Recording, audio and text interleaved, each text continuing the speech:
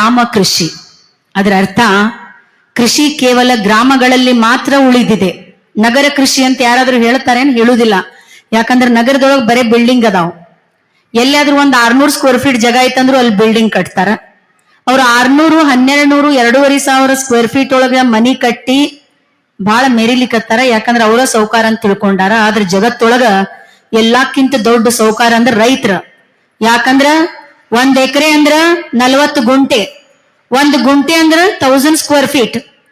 1 acre is equal to 40,000 square feet. ಅಂದ್ರ our farmer has the ownership of 40,000 square feet. ಅದರ ಅರ್ಥ ಈ ಜಗತ್ತೊಳ ಎಲ್ಲಕ್ಕಿಂತ ಸೌಕಾರ ಯಾರಾದ್ರೂ ಅದಾರಂದ್ರ ರೈತರ ಅದಾರ. ಅದಕ್ಕ ನಾನ್ ರೈತರಿಗೆ ಹೇಳುದು, ಯಾರ ಕಡೆ ಪಾಪ ಅನ್ಸ್ಕೊಳ್ಲಿಕ್ ಹೋಗ್ಬೇಡ್ರಿ. ಯಾಕಂದ್ರ ನೀವ ಜಗತ್ತಿಗೆ ಅನ್ನ ಹಾಕುವಂತ ಅನ್ನದಾತ್ರ ನೀವು. ಅವ್ರು 1200, 2.5 ಸ್ಕ್ವೇರ್ ಫೀಟ್ ಮನಿ ಕಟ್ಟದವ್ರು ಮೆರ್ಯಾಕತ್ತಾರ. ಆದ್ರ ನಾವು ಮೆರಿವಲ್ವಿ. ಯಾಕಂದ್ರ ನಮಗ್ ಸತ್ಯ ಗೊತ್ತೈತಿ, 3 ಅಡಿ ಮಣ್ಣಿನಿಂದ ಬಂದಂತ ಈ ದೇಹ ನಾಳೆ 3 ಅಡಿ ಮಣ್ಣಾಗ ಹೊಕ್ಕೇತಿ. ಅದು ಜೀವನದ ಸತ್ಯ. ಅದಕ್ಕ ನಾನ್ ನಿಮ್ಗೆಲ್ಲರಿಗೂ ಇಲ್ಲಿ ಏನ್ ಹೇಳ್ತೀನಿ, ನಾನ್ ಇವತ್ ನಿಮ್ ಮುಂದ್ ನಿಂತು ಭಾಷಣ ಮಾಡಕತ್ತೀನಿ ಅಂದ್ರೆ ನನಗ್ ಹೊಲ ಮನಿ ಬಗ್ಗೆ ಏನು ಗೊತ್ತಿದ್ದಿದ್ದಿಲ್ಲ. ಯಾಕಂದ್ರೆ ನಿಮಗ್ ಸ್ವತಃ ಗೊತ್ತೈತಿ, ನಾನು ಕಂಪ್ಯೂಟರ್ ಇಂಜಿನಿಯರಿಂಗ್ ಮುಗಿಸ್ಕೊಂಡು ಸ್ನಾತಕೋತ್ತರ ಪದವಿಯನ್ನು ಧಾರವಾಡ ಯೂನಿವರ್ಸಿಟಿಯಿಂದ ತಗೊಂಡು, ಯಾವಾಗ ನನ್ಗೆ ಹಳ್ಳಿಗೆ ಮದುವೆ ಮಾಡಿ ಕೊಟ್ರು ನನ್ಗೆ ಹಳ್ಳಿಗೆ ಇರಾಕ್ ಆಗ್ಲಿಲ್ಲ. ನಾನು ಸಿಟಿಗೆ ನನ್ ಗಂಡನ್ ಕರ್ಕೊಂಡು ಹೋಗ್ಬೇಕಂತ ವಿಚಾರ ಮಾಡಿದಾಗ ನನ್ ಗಂಡ, ನಮ್ಮ ಅತ್ತಿ ಮಾವ ನನ್ಗೆ ಹೊರಗಡೆ ಹೋಗಿ ಕೆಲಸ ಮಾಡ್ಲಿಕ್ಕೆ ಅವಕಾಶ ಕೊಡ್ಲಿಲ್ಲ. ಅವಾಗ ನನಗೆ ಸಿಕ್ಕಿದ್ದು ಗುಡ್ಡ.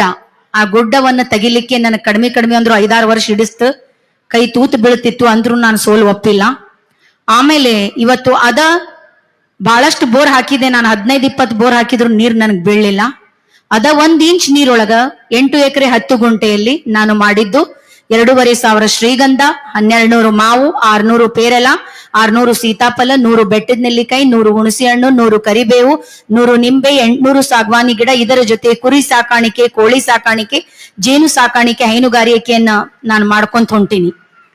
ನಾನು ಇಷ್ಟೊಂದು ಬೆಳೆಗಳನ್ನ ಯಾಕೆ ಮಾಡಿದೀನಿ ಅಂದ್ರ, ಇವತ್ ನಾಳೆ ಹೊಲ ಮನಿ ಮಾಡ್ತಾನಂದ್ರ ಅವ್ನಿಗೆ ಯಾರು ಹುಡುಗಿ ಕೊಡಕ್ ಒಲ್ಲೆನಾಕತ್ತಾರ. ಯಾಕಂದ್ರೆ ತಿಂಗಳ ಪಗಾರ ಇರುವುದಿಲ್ಲ, ರಿಟೈರ್ಮೆಂಟ್ ಪೆನ್ಷನ್ ಇರುವುದಿಲ್ಲ. ಇಷ್ಟೊಂದು ಬೆಳೆಗಳನ್ನ ಯಾಕೆ ಮಾಡಿದೀನಿ ಅಂದ್ರ, ಋತು ಆಧಾರಿತ ಬೆಳೆ ಪದ್ಧತಿ.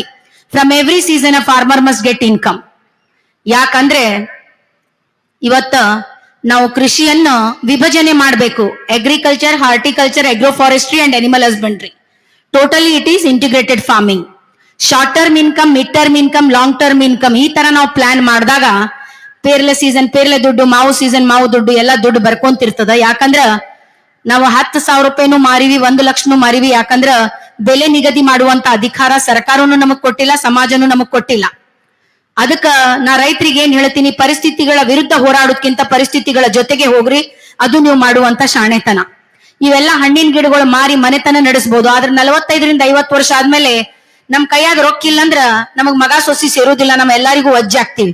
ಅವಾಗ ನಾನು ಆಯ್ಕೆ ಮಾಡ್ಕೊಂಡಂತ ಬೆಳೆ ಶ್ರೀಗಂಧ. ಯಾಕಂದ್ರೆ according to the government rate of Karnataka, today's existing price of sandalwood per kg 15,000 to 20,000 rupees per kg. From each ton, a farmer may expect minimum 1 to 2 crores. From each acre, he may expect minimum 5 to 6 tons. It means ಒಂದು engineer ಕೋಟಿಯಲ್ಲಿ ಮಾತಾಡಬಹುದು, ಒಂದು doctor ಕೋಟಿಯಲ್ಲಿ ಮಾತಾಡಬಹುದು. ಆದ್ರ ಹೆಬ್ಬಟ್ ಹೊತ್ತು ರೈತನು ಕೋಟಿಯಲ್ಲಿ ಮಾತಾಡಬೇಕು. ಜಗತ್ತ ಅವನ್ ಹೆಂಡತಿ ಮಕ್ಳಿಗೆ ಕೊಡುವಂತ ಸ್ಥಾನಮಾನ ಬದಲಾಗಬೇಕು. ಯಾಕಂದ್ರೆ ಎಷ್ಟೋ ಸಲ ಒಂದ್ ರೈತನ ಹೆಂಡತಿ ಮನಸ್ಸು ಮರಿಗಿರ್ತದ. ನನ್ನ ಗಂಡನು ಆಫೀಸರ್ ಆಗಿದ್ರೆ ನಾನು 10 ತೊಲಿ ಬಂಗಾರ ಹಾಕೊಂತಿದ್ದೇನ. ಎಷ್ಟೋ ಸಲ ನಮ್ ರೈತರ ಮಕ್ಕಳ ಮನಸ್ಸು ಮರಿಗಿರ್ತದ. ನಮ್ಮ ಅಪ್ಪನೂ ಆಫೀಸರ್ ಆಗಿದ್ರೆ ನಾನು ಎಂಜಿನಿಯರಿಂಗ್ ಮೆಡಿಕಲ್ ಪ್ರೊಫೆಷನಲ್ ಕೋರ್ಸಸ್ ಮಾಡ್ತಿದ್ದೇನೋ. ಯಾಕಂದ್ರೆ ಎಷ್ಟೋ ಸಲ ಅವ್ರಿಗೆ ಫೀಸ್ ಕಟ್ಟಾಕ್ ರೊಕ್ಕ ಎಲ್ಲಾರು ಮದುವೆ ಮಾಡಿ ಕಳಿಸಿದೀವಿ ನಾವು. ಅದಕ್ಕ ಅಂತ ರೈತ ತನ್ನ 1 ಎಕರೆ ಹೊಲವನ್ನ ಡಿವೈಡ್ ಮಾಡಬೇಕು. Agriculture, horticulture, agro forestry and animal husbandry. All together it is integrated farming and there you have to divide your income short term, mid term, long term. ಈ ತರ ಪ್ಲಾನ್ ಮಾಡಿದಾಗ ಆಟೋಮೆಟಿಕ್ಲಿ ನೀವು ನೆಕ್ಸ್ಟ್ ಲೆವೆಲ್ಗೆ ಹೋಗ್ತೀರಿ.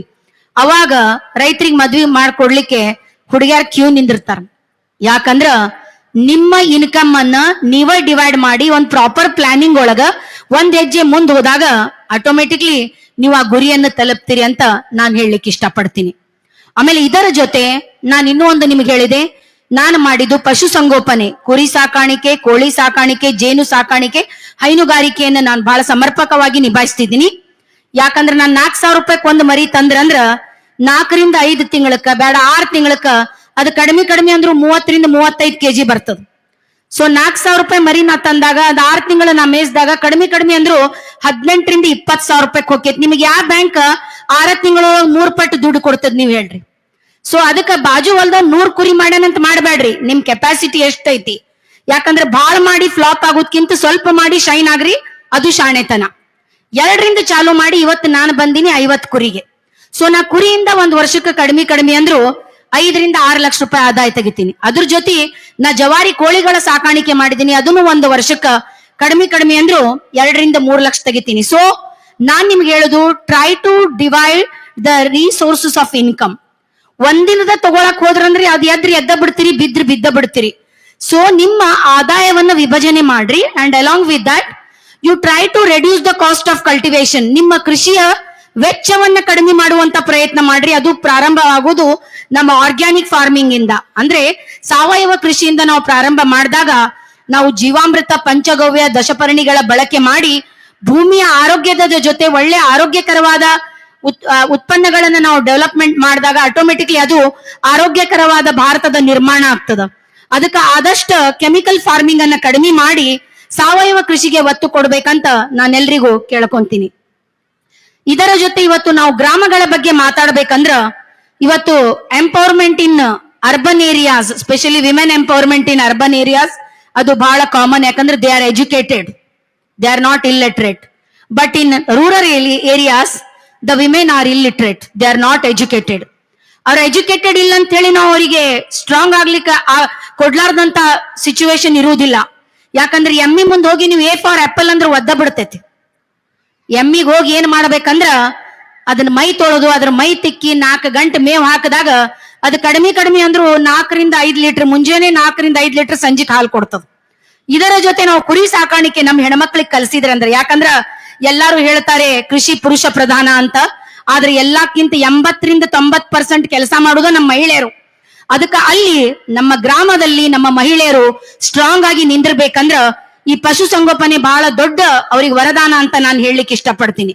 ಅದಕ್ಕೋಸ್ಕರ ನಾನು ಇವತ್ತು ನಮ್ಮ ಹೆಣ್ಮಕ್ಳಿಗೆ, ಯಾಕಂದ್ರೆ ಪರ್ಸ್ ತಗೊಂಡೋಗಿ ಹೊರಗಡೆ ಕೆಲಸ ಮಾಡೋ ಹೆಣ್ಮಕ್ಳಿಗೆ ಎಷ್ಟು ಮರ್ಯಾದೆ ಐತಿ, ನಮ್ ಹೊಲದಾಗ ದುಡಿಯುವಂತ ಹೆಣ್ಮಕ್ಳಿಗೂ ಅಷ್ಟೇ ಮರ್ಯಾದೆ ಸಿಗಬೇಕು, ಸ್ಪೆಷಲಿ ಗ್ರಾಮಗಳಲ್ಲಿ. ಯಾಕಂದ್ರೆ ಇವತ್ ನಾಳೆ ಹಳ್ಳ್ಯಾಗಿರಾಕ್ ಯಾರು ಒಲ್ಲೆನಾಕತ್ತಾರ. ಅದಕ್ಕೆ ಸರ್ ಹೇಳಿದ್ರು, ಪಾಟೀಲ್ ಜಿ ಸರ್, ನಮ್ಮ ಮಹಾತ್ಮ ಗಾಂಧಿ ಮತ್ತು ಲಾಲ್ ಬಹದ್ದೂರ್ ಶಾಸ್ತ್ರಿ ಒಂದ್ ಮಾತು ಹೇಳಿದ್ದಾರೆ, if you want to see the original India go to the villages, there only you can see the original India. ಯಾಕಂದ್ರೆ ನಮ್ಮ ಭಾರತದ ಜೀವ, ನಮ್ಮ ಭಾರತದ ಆತ್ಮ ಇರುವುದು ಹಳ್ಳಿಗಳಲ್ಲಿ. ಹಳ್ಳಿಗಳು ಸ್ಟ್ರಾಂಗ್ ಆದ್ರೆ ಆಟೋಮೆಟಿಕ್ಲಿ ಭಾರತ ಸ್ಟ್ರಾಂಗ್ ಆಗ್ತದ. ಅದಕ್ಕೆ ನಾನು ಈ ವೇದಿಕೆಯ ಮೂಲಕ ಸರ್ಕಾರಕ್ಕೆ ವಿನಂತಿ ಮಾಡ್ತೀನಿ, ಆ ಹಳ್ಳಿಗಳಲ್ಲಿನೂ ಆ ಇಂಟರ್ನೆಟ್ ಫೆಸಿಲಿಟೀಸ್ ಕೊಡ್ಬೇಕು. ಆ ಹಳ್ಳಿಗಳಲ್ಲಿಯೂ ಆ ಶಾಲಾ ಕಾಲೇಜುಗಳು, ಆಮೇಲೆ ಪದವಿ ಪೂರ್ವ ವಿಶ್ವವಿದ್ಯಾಲಯಗಳಾಗ್ಲಿ, ಕಾಲೇಜ್ಗಳಾಗ್ಲಿ ಅದನ್ನೆಲ್ಲ ಸ್ಥಾಪನೆ ಮಾಡೋದ್ರಿಂದ ನಮ್ಮ ಯುವಕರು ಏನು ಪಟ್ಟಣಗಳಿಗೆ ಮಾರು ಹೋಗ್ತಿದ್ದಾರೆ, ಏನ್ ಮೈಗ್ರೇಟ್ ಆಗ್ತಿದ್ದಾರೆ, ಅದು ಟೋಟಲಿ ಕಂಟ್ರೋಲ್ ಆಗ್ಬೇಕು. ಅಂತ ವ್ಯವಸ್ಥೆಯನ್ನು ನಮ್ಮ ಹಳ್ಳಿಗಳಲ್ಲಿ ಮಾಡಿ ಕೊಟ್ರೆ ಆಟೋಮೆಟಿಕ್ಲಿ ನಮ್ಮ ಗ್ರಾಮ ಕೃಷಿ ಅನ್ನುವಂತ ವೇದಿಕೆ ಒಂದು ಅರ್ಥ ಸಿಗ್ತದ ಅನ್ನೋದು ನನ್ನ ಅಭಿಪ್ರಾಯ. ಯಾಕಂದ್ರೆ ನಾನೀಗ ಹೇಳ್ತೀನಿ, ನಿಮಗೆ ಒಂದ್ ಮಾತು ಖರೆ ಹೇಳಾಕತ್ತೀನಿ. ಬಹಳಷ್ಟು ಮಂದಿ ಇವತ್ತ ಮೆಟ್ರೋಸ್ ನಲ್ಲಿ ಹೋಗಿ ಕೆಲಸ ಮಾಡೋರು ಒಂದ್ ಮಾತು ಹೇಳ್ತಾರೆ, ನನಗೆ ಫೋನ್ ಮಾಡಿ, madam we are working in metros, we are working in MNCs, but we are well dressed but we are mentally depressed. So we want to come back to our villages, we want to adopt this organic farming, we want to do this agroforestry along with integrated farming. So give us one chance. ಇಂಥ ಒಂದು ಪ್ರಯತ್ನವನ್ನ ನಮ್ಮ ಯುವ ಜನರು ಮಾಡಬೇಕಾದ್ರೆ automatically ಅವಾಗ ಈ ಗ್ರಾಮ ಕೃಷಿಗೆ ಒಂದು ಅರ್ಥ ಬರ್ತದ. ಬಹಳಷ್ಟು MNC ಒಳಗೆ ಕೆಲಸ ಮಾಡುವಂತವ್ರು 40ರಿಂದ 50 ಲಕ್ಷಕ್ಕೆ 1 ಎಕರೆ ಹೊಲ ತಗೊಂಡು ಇಂಥ ಒಂದು ವ್ಯವಸ್ಥೆಯನ್ನ ಮಾಡಿ, ನಂಬ್ರಿ ನನ್ನನ್ನ, ಒಂದು ವರ್ಷಕ್ಕೆ ಕಡಿಮೆ ಅಂದ್ರೂ 1 ಕೋಟಿ ಆದಾಯವನ್ನು ತೆಗೆಯುವಂತ ದಾಪುಗಾಲಿನಂತ ನಮ್ಮ ಯುವಕರು ಹೋಗ್ತಿದ್ದಾರೆ ಅನ್ನೋದು ನಿಜವಾಗ್ಲೂ ಅಭಿನಂದನಾರ್ಹ ವಿಷಯ ಇದು. ಅದಕ್ಕೆ ನಾನು ಇಲ್ಲಿರುವಂತ ಬಹಳಷ್ಟು ಯುವಕರಿಗೆ, ಯುವತಿಯರಿಗೆ ಹೇಳಲಿಕ್ಕೆ ಇಷ್ಟಪಡ್ತೀನಿ, ನಿಮ್ಗೇನಾರ ನಿಮ್ ಹಿರಿಯರ 1 ಎಕರೆ ಹೊಲ ಬಿಟ್ಟು ಹೋಗ್ಯಾರಂದ್ರ ನೀವ್ ಎಲ್ಲೇ ಸಿಟಿಯಾಗ ಕೆಲಸ ಮಾಡಕ್ ಹೋಗ್ರಿ, ನಿಮ್ ಹೆಂಡತಿ ಮಕ್ಳ ಖರ್ಚು ತೆಗೆದು ವಾಪಸ್ ನಿಮ್ ಊರಾಗ ಬಂದಾಗ ನಿಮ್ ಕೈಯಾಗ 50 ಲಕ್ಷ ರೂಪಾಯಿ ಇರುವುದಿಲ್ಲ.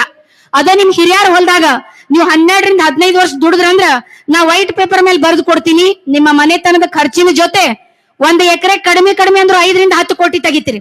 ಏನು ಬರ್ಲಿಲ್ಲ ಅಂದ್ರೆ 2 ಕೋಟಿ ಅಂತೂ ಬರ್ತದೆ. ಯಾಕಂದ್ರ ಶ್ರೀಗಂಧ 10 ಕೆಜಿ ಬರ್ಲಿಲ್ಲ ಅಂದ್ರೂ 5 ಕೆಜಿ ಬಂತಂದ್ರೆ 20,000 ರೂಪಾಯಿ ಕೆಜಿ ಅಂದ್ರ ಒಂದ್ ಗಿಡಕ್ 1 ಲಕ್ಷ ಆತ, 450 ಗಿಡಕ್ 4 ಕೋಟಿ ಆತ.